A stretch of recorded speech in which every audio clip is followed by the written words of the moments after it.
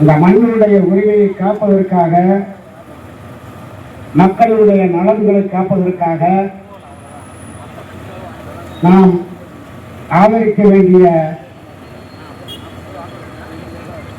முதலமைச்சர் மாண்புமிகு மரியாதைக்குரிய தமிழ்நாட்டுடைய முதல்வர் முத்துவேல் கருணாநிதி ஸ்டாலின் என்கிற ஒரு நபரை மீண்டும் அரியணையில் அமர்த்துவதற்காகத்தான் நாம் அனைவரும் இங்கே ஒன்று கூடி வாக்குகளை சேகரித்துக் கொண்டிருக்கிறோம். அந்த வகையில் இந்த மண்ணில் நடக்கிற தேர்தல் யார் யாருக்கு என்று சொன்னால், ஜனநாயக சக்திகளுக்கும் சமாதான சக்திகளுக்குமான தேர்தல் என்பதை மறந்துவிடக் கூடாது. ஜனநாயகம் என்றால் பார்ப்பனம் இல்லாதோ எல்லோருமே மூடர்கள், முட்டாள்கள், அடிமைகள் என்கிற ஒரு கோட்பாட்டை RSS, விஸ்வ இந்து பரிஷத், பாஜக போன்ற அமைப்புகள் 1951 செப்டம்பர் மாதம் 27ஆம் தேதி மாலை 4 மணி அளவில் இந்திய நாடாளுமன்றத்தில் எதிர்ப்பு குரல் கொடுத்தது உங்களுக்கு ஞாபகம் இருக்கிறதோ இல்லை, வரலாற்றை புரிந்து கொள்ள வேண்டும். தயவுகூர்ந்து இன்று பாரதிய ஜனதா கட்சிக்கு முட்டுக் கொடுத்துக் கொண்டிருக்கிற 7 ரைடு, 5 ரைடு, MA ரைடு, என்னென்னமோ ரைடெல்லாம் சொல்றாங்க. அந்த ரைடுகளுக்கு பயந்து, கொடைநாடு கொலை வழக்குகளுக்கு பயந்து தன்னை அடமான வைப்பது மட்டுமல்லாமல் தமிழ்நாட்டு மக்களையும் தமிழ் இனத்தையும் தமிழ் மொழியையும் அடமான வைத்துக் கொண்டிருக்கிற அன்பர்க்குரிய எதிர்கட்சி தலைவர் அடிமை பழனிசாமி அவர்களே, உங்களுக்கு அன்பான ஒரு வேண்டுகோளை வைக்கிறேன். 16 நிபந்தனைகளை சொல்லி அம்மையார் ஜெயலலிதா ஆட்சி காலத்தில் அமித்ஷாவும் மோடியும் என்ன செய்தார்கள்? 16 நிபந்தனைகளை சொல்லி இதிலே கையெழுத்து போட்டுக் கொடுங்கள் என்று இன்னைக்கு இந்த இன்னொரு பக்கம் சிறுவர்த்தி அமைப்பு பக்கம் போயிருக்க அண்ணன் செங்கோட்டையன், இப்ப இருக்க எதிர்கட்சி தலைவர், இன்னும் ஒரு 5-6 பேர், நம்ம விட்டு ஒருவர் வந்துட்டாரு, அதனால அவர் பேரை சொல்ல விரும்பல. அப்படி 5-6 பேர்கள் சேர்ந்து, அவர்களெல்லாம் சேர்ந்து அம்மையார் புரட்சித் தலைவர் ஜெயலலிதா அவர்களிடம் கொண்டு போய் அந்த கோப்பை காட்டிய போது, அம்மையார் ஜெயலலிதா அவர்கள் இந்த மாநிலத்தினுடைய முதலமைச்சராக இருந்தால், இந்த மாநிலத்தினுடைய முதலமைச்சராக இருக்கக்கூடிய நான் என் மாநில மக்களையும் என் மாநில மொழியையும் என் உரிமையும் என்னால் பாதுகாக்க முடியும். நீ யார் எனக்கு கட்டளை இடுவது என்று அதிகாரப்பூர்வமாக, ஆணவமாக, தெளிவாக, சிந்தனையோடு, திராவிட சிந்தனையோடு, தமிழ் தேசிய சிந்தனையோடு, தமிழர் என்ற உரிமையோடு தன் சுயநலத்தை விட்டுக் கொடுக்காமல் தமிழ்நாட்டின் மக்களின் பொதுநலத்திற்காக கோப்புகளை தூக்கியிருந்த அம்மையாரிடம் நீங்கள் பயிற்சி எடுத்து, மரியாதைக்குரிய எடப்பாடி பழனிசாமி அவர்களை உங்களுக்கு அந்த கேள்வி எல்லாம் உங்க கட்சியை சார்ந்த யார் வேணும்னாலும் போட்டோ எடுத்து கூட அனுப்புங்க. விடுதலை சிறுத்தை கட்சியை சார்ந்தவே இந்த மாதிரி பேசினாங்க. அப்படி இருக்கிற நேரத்தில் அமித்ஷாவுக்கும் எடப்பாடிக்கும் பயந்து கொண்டு, அமித்ஷாவுக்கும் மோடிக்கும் பயந்து கொண்டு மரியாதைக்குரிய எதிர்கட்சி தலைவர் எடப்பாடி அவர்களே, புரட்சி தலைவர் எம்ஜிஆர் வளர்த்தெடுத்த கட்சி, அம்மையார் கட்சி காத்த கட்சி, அந்த கட்சியை அமித்ஷாவுக்கும் மோடியும் காலடியிலே கொண்டு போய் புதைத்து வைத்திருக்கிறீர்களே, உங்களுக்கு சூழல் இருக்கிறதா, சொரணை இருக்கிறதா, வெக்கம் இருக்கிறதா, வானம் இருக்கிறதா? அனைத்தம்பி அண்ணா திராவிட முன்னேற்ற கழகம் என்பது மிகப்பெரிய ஆளுமை பொருந்திய கட்சி. அந்த கட்சியை கொண்டு போய் நீங்க வந்து அடமான வச்சிருக்கீங்க. அமித்ஷா காலை மோடி காலை. உண்மையிலே நீங்கள் சரியான ஒரு தமிழனாக இருந்தால் அதுல எதிரில் கையெழுத்து போட்டாங்கிற நல்லா கவனிச்சுக்கிறாங்க. முந்தாள் நாள் பேசுறாங்க, உத்தமபாளையத்தில் பேசுகிறார் மரியாதைக்குரிய எடப்பாடி பழனிசாமி அவர்கள். கேரளாவில் நின்றுகிட்டு திமுக ஆட்சி வந்த உடனே கரண்ட் கட் ஆகுது, கரண்ட் பில்லு ஏறிடுச்சு. முட்டாளே, அடிப்படை விஷயமே தெரியாம நீ வந்து ஒரு அரசியல் கட்சிக்கு எதிர்கட்சி தலைவர், நீ மக்களால் தேர்ந்தெடுக்கப்பட்ட முதல்வராக இருந்தால் உங்களுக்கு அரசியல் தெரியும். என்ன பண்றது, அம்மையார் சசிகலா காலில் கும்பிட்டு விழுந்து முதல்வரானவர் தானே. அதனால உங்களுக்கு அரசியல் தெரியறதுக்கு வாய்ப்பு இல்லை. அதனால உங்களுக்கு அரசியல் நான் கூட சொல்லித்தரேன், தெரிஞ்சுக்கங்க. உதயமின் திட்டம்,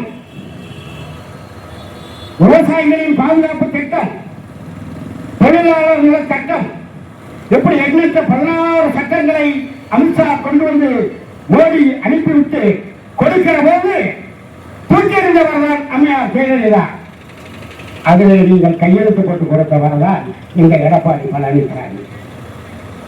அப்படியானால் எடப்பாடி பழனிசாமி உதயமின் திட்டத்தில் கையெழுத்து போட்டதனால்தான் மோடி 2 மடங்கு மத்திய அரசு மின்சார வரியை கூடுதலாக செலுத்துகிறது. அதை மாநில அரசு யூனிட்டுக்கு ₹1.37 உரைத்தது. என்ன காரணம்? கொரோனா காலத்தில் கூட அவர் பேசுறார். கொரோனா காலத்தில் கரும்பு ஒன்று மையம் எங்க இருந்தாருன்னு தெரியல. சேலத்தில் இருந்தாரா, ஈரோட்டுல இருந்தாரா, சங்ககிரியில இருந்தாரா, இல்ல எந்த பகுதியில் இருந்தாருன்னே தெரியல. அவர் சொல்றார், முத்துவேலு கருணாநிதி ஸ்டாலினை பார்த்து சொல்றாரு, கொரோனா காலத்தில் செத்து போயிருப்பாங்க. ஒரு மனுஷன் சாகடிக்கிறதுக்கு உனக்கு என்ன உரிமை இருக்காது? அதை விட இருந்துகிட்டு உயிரை வாங்குறாங்கிறாரு. எப்பா அந்த பையன் வயசுன்னா வயசு என்ன? அந்த பையனுக்கு துணை முதல்வர் இன்னைக்கு என்னை விட சின்ன பையன். இன்னைக்கு துணை முதல்வராக இருக்கக்கூடிய அருமை தம்பி மு.க. ஸ்டாலினுடைய பையன் உதயநிதி ஸ்டாலின். அவருக்கு இருக்க அந்த அறிவு கூர்மை உங்களுக்கு இருக்கா? கொஞ்சம் யோசிச்சு பாருங்க. மரியாதைக்குரிய எடப்பாடி பழனிசாமி அவர்களே, நீங்களும் இந்த மண்ணில் பிரவேசித்துக் கொண்டே இருக்கிறீர்கள், வாக்குகளை சேகரித்துக் கொண்டே இருக்கிறீர்கள். அதே நேரத்தில் இன்னொருத்தர் வந்திருக்காரு, 10 பவுன் நகை கொடுப்போம். யாருக்கு 10 பவுன் நகை கொடுக்கிறாரு? அப்ப ஒரு குடும்பம், ஒரு வாக்காளருக்கு ஒரு குடும்பத்துக்கு 10 பவுன் நகை கொடுத்தா இந்தியாவில் இருக்க, தமிழ்நாட்டில் இருக்க 1,36,863 வாக்காளர்களுக்கு உங்களால் 10 பவுன் நகை கொடுக்க முடிஞ்சுன்னா உங்கள்கிட்ட எவ்வளவு பணம் இருக்கு? ஏன் அந்த நரேந்திர மோடியும் அமித்ஷாவை அவர் மேல ரைடு விட முடியாதா? உங்க கட்சியை சார்ந்தவர்களுக்காக ரைடு விட மாட்டீங்களா? தெரியாம தான் கேட்கிறேன். ஆனால் இப்படிப்பட்ட ஒரு நபர்கள் எல்லாம் சேர்ந்து கொண்டு இன்றைக்கு தெருவில் வந்து தெருமுறைப்பட்டார ஓட்டு கேட்டு வர்றாங்க. நேற்று ஒரு அருமையான ஒரு அண்ணன், என்னுடைய ஆளுநர் அண்ணன், இயக்குனர், காமெடி நடிகர், இயக்குனர் அண்ணன், மரியாதைக்குரிய செந்தமலன் சீமான், அவர் மட்டும்தான் தமிழை, மற்றவங்களாம் இங்கிலீஷ்காரன். செந்தமலன் சீமான் இடத்துக்கிடம் மாறுபட்டு 10 கணக்கில் வேலை பேசுகிற ஒரு உரிமை பெற்ற ஒரு நபர். அவர் வந்து என்ன பேசுறாருன்னா, பெரியாரை சாடுறார். ஆனா உனக்கு பேச்சுடைய வாங்கி கொடுத்ததே பெரியார், உன்னை பேச சொன்னது பெரியார், நீ வளர்ந்தது பெரியார் வளர்ப்பு, நீ பெரியார் பிறந்த மண்ணில் பிறந்திருக்கிறாய். உனக்கு என்ன மரியாதைன்னா காளிமுத்து அண்ணனுடைய மருமகன் என்ற ஒரு மரியாதை தான் இன்னைக்கு தமிழ்நாட்டில் ஏற்றுக்கிட்டு இருக்காங்க இளைஞர்கள். அந்த விஷயம் ரொம்ப பேருக்கு தெரியாம இருக்கீங்க.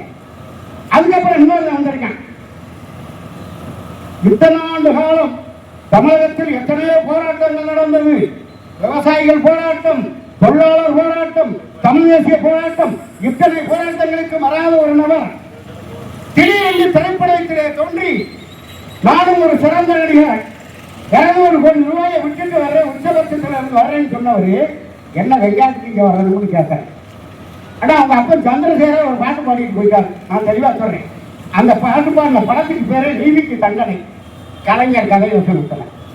ஆடாதடா ஆடாதடா மனிதா, ரொம்ப ஆட்டம் போட்டால் அடங்கி போவ மனிதா, ஆண்டவன் சாவி கொடுத்து ஆட்டி வைக்கிறான், ரொம்ப ஆடி போட்டா வாக்கை பூட்டி வைக்கிறான். ஆண்டவன் உனக்கு யாரு ஆண்டவன்? அமித்ஷாவும் மோடியும் உன்னை சாவி கொடுத்து ஆட்டிக்கிட்டு இருக்காங்க. நீ ரொம்ப ஆடலைன்னு வச்சுக்க. 2026 பின்னால் நீ எங்க டெல்லியா, அந்தமானா, பெங்களூராங்கிறது தெரியாது. அந்த மாதிரி ஒரு சூழ்நிலையை உருவாக்கிட்டு இருக்க. ஏதோ ஆதார அரசு பேட்டை கேட்டு நீ வீணா போக போறீங்கன்னு நினைக்கிறேன். நல்ல பேரை கெடுத்துக்கிறார் தம்பி விஜய். அதே மாதிரி இன்னொன்று உங்களுக்கு என்ன சொல்ல விரும்புறேன்னா, அதிகார பீடத்தில் தமிழர்களுக்கான உரிமையை காப்பதற்காக போராடுகிற ஒரு தலைவன் சட்டமன்றத்திற்கு போக வேண்டுமா?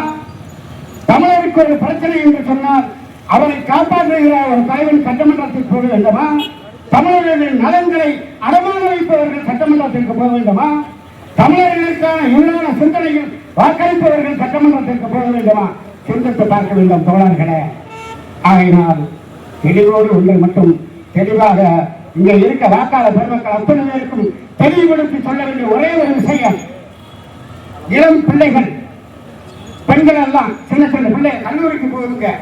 அந்த கல்லூரிக்கு போற பிள்ளை எல்லாம் ஆம்பளை பையனோட அந்த பொம்பளை பிள்ளைகளுக்கு என்ன நோக்கம்னா, அன்னை விஜய் பெரியாரு அன்னை பெரியவன் நினைச்சுக்கிட்டு இருக்காங்க.